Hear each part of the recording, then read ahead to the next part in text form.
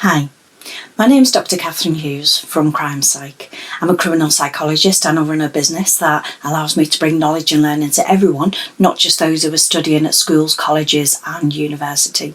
And I do this by producing a range of blogs, vlogs and free online courses.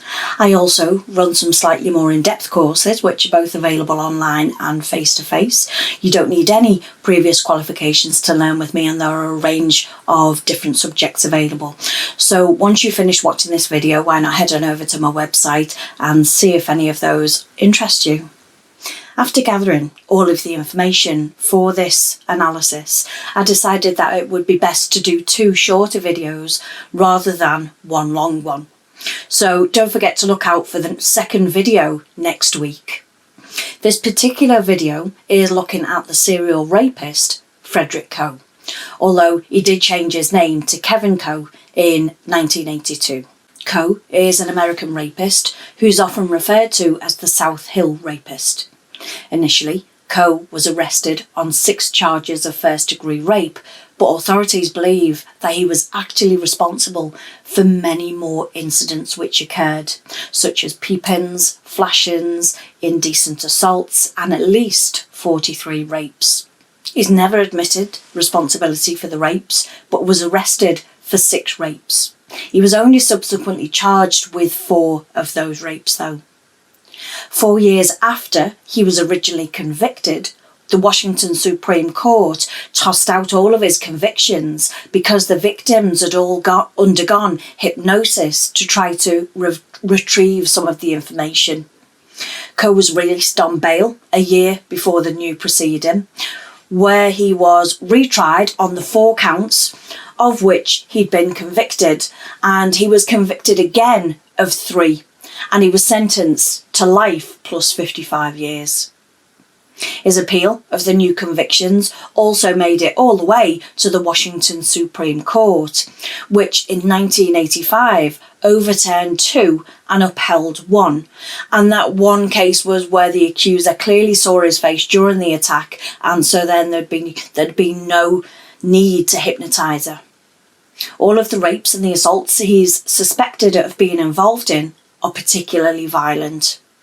After reading all of the evidence and court papers, there's no doubt in my mind that he's guilty of many, many more than he's actually been convicted of.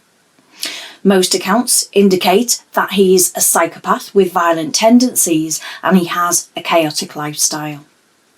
Psychopaths clearly display extreme behaviours which do lend themselves well to criminality. The most common understanding of a psychopath is someone who is skilled at lying and manipulating others, and the person has very little empathy and feels very little remorse for their behaviour. Although psychopaths can come across as being quite charming, they are at ease manipulating other people around them. And this description does fit very well with the majority of Coe's behaviour. Coe was from a prominent family in the area. He was the son of the managing editor of the Spokane Daily Chronicle. He grew up with his mother, father and sister, who was 8 years younger than him. In a pre-sentence interview, Kevin Coe said that he had a normal childhood.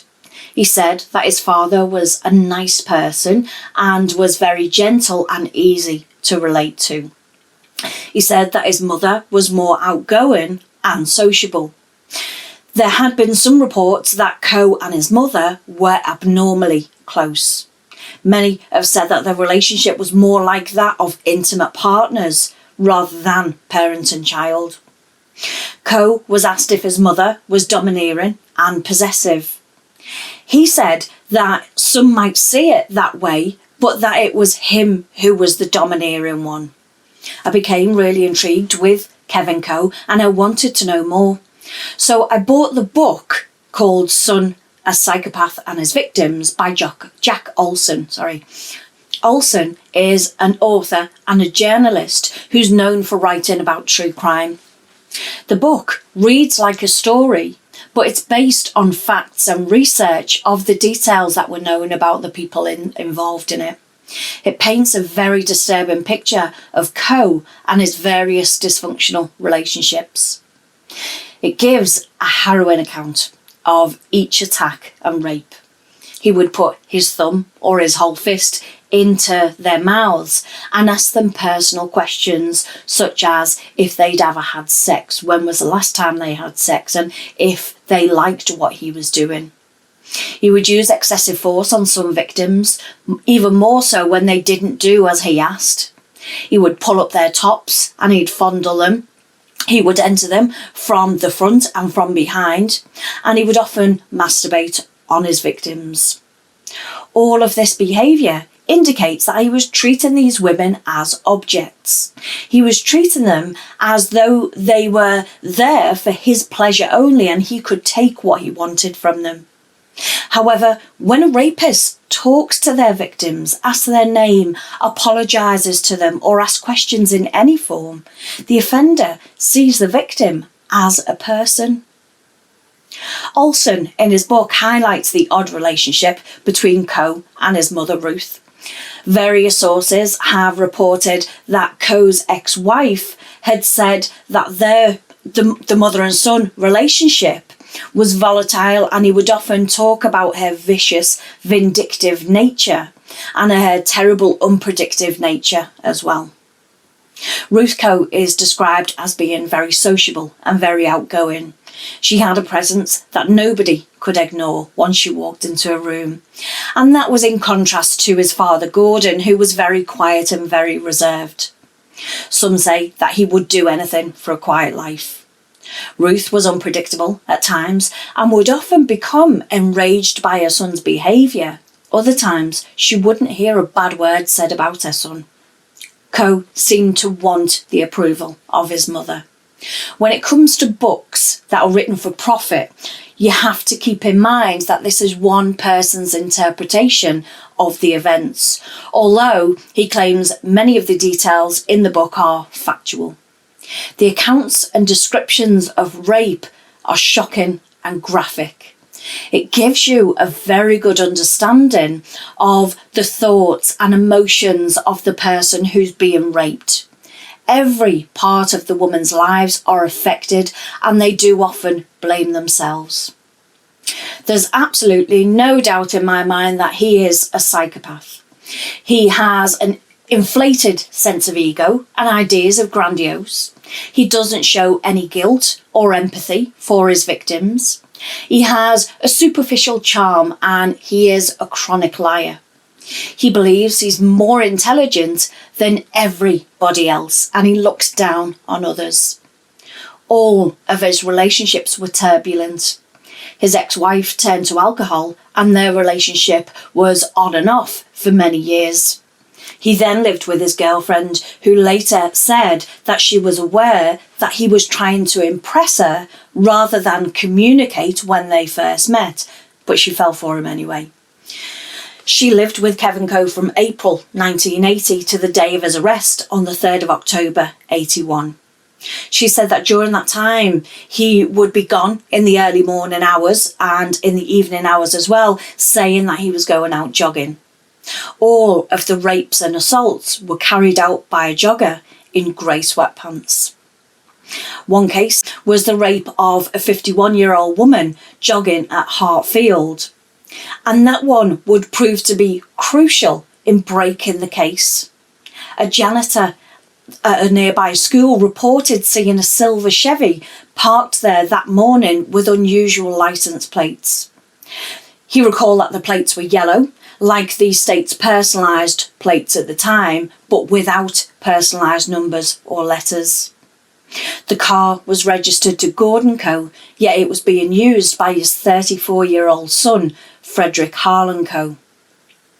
Police then began watching Kevin Coe. They discovered that his car had yellow cellophane over the regular licence plates. Police then showed a picture of Coe to the Hartfield victim, who immediately said, yes, that's him. It was the break that the Spokane police had been waiting for, but they didn't feel initially that they had enough solid evidence to make an arrest. Police and prosecutors decided to try and catch him in the act, so they initially put him under surveillance. They discovered that he often cruised high drive on the South Hill where several of the rapes had occurred, and he often followed bus routes looking for vulnerable victims. On the 10th of March 1981, police went to Kevin Coe's real estate office and arrested him for the Hartfield rape.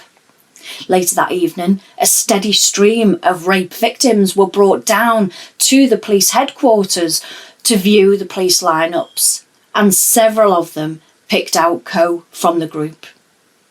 Reporters for the Spokesman Review soon dug up all the details about Kevin Coe's life, and the picture that emerged was fairly bizarre. He fancied himself as a radio DJ, as an editor, and he called himself a media man. He said he was a champion boxer and an author. He self-published books, and one was entitled Sex in the White House, with the subtitle, because after all, politics is dirty business. It was written by, in Kevin's own words, one of our country's great news satirists. He came off as very cocky, as self-confident and prone to grandiose statements such as these, and his physical and sexual prowess. Yet he was actually an unmotivated real estate agent who was very often living off his parents. When Ginny Perman, who was his girlfriend at the time, was questioned regarding Frederick Coe's sexual habits, she said the following: "He frequently would masturbate and fondle his genitals around the house."